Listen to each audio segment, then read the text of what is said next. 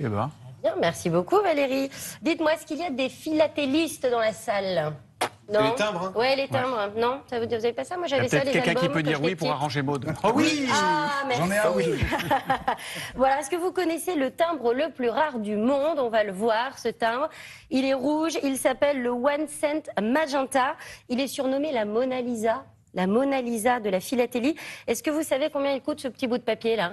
À mon avis, on est au-delà d'1,10 €. Ah oui, on est au-delà d'1,10 €. 8 millions de dollars, les amis. Ah ouais, quand pas même. rien. Bon, alors il y a des endroits qui ouvrent rarement leurs portes. Ce sont les imprimeries de tables rares, de timbres, pardon. Ça se passe notamment chez Philapost, une imprimerie au savoir-faire unique qui se cache en Bourgogne.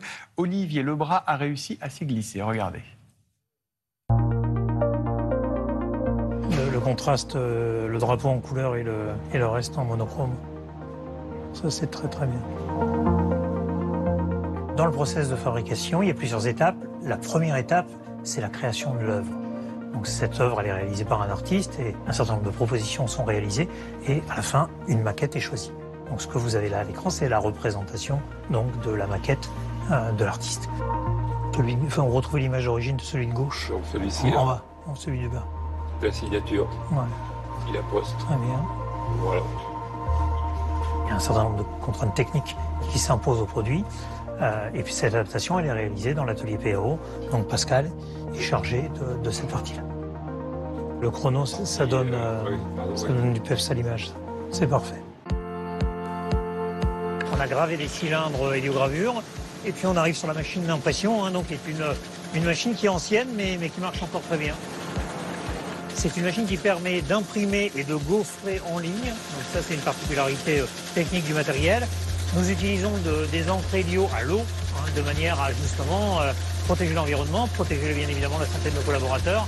Donc ça aussi, c'est une spécificité dans le monde de l'imprimerie en héliogravure. C'est un procédé qui est relativement rare. On produit des timbres, bien évidemment, qui ont de la valeur. On produit aussi des produits qui relèvent soit de la fiscalité, qui relèvent quelquefois de l'identité. Donc effectivement, on a des obligations et une culture de la discrétion. C'est l'impression du bloc pour le centenaire des 24 heures du Mans. Voilà, qui est un timbre qui est imprimé en héliogravure.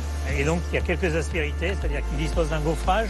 Et les perforations également qui sont en forme de carré tout autour de la montre des 24 heures du Mans pour représenter les minutes du chronomètre.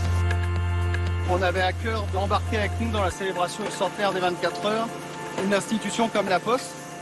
Et en réalité, c'est une co-embarcation, j'ai envie de dire, parce qu'on s'est très vite parlé avec beaucoup de passion de nos métiers respectifs et de la capacité à raconter quelque chose à travers le timbre.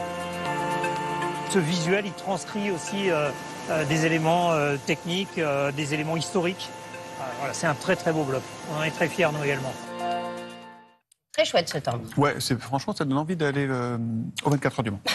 Axel de Tarlet, vous avez fait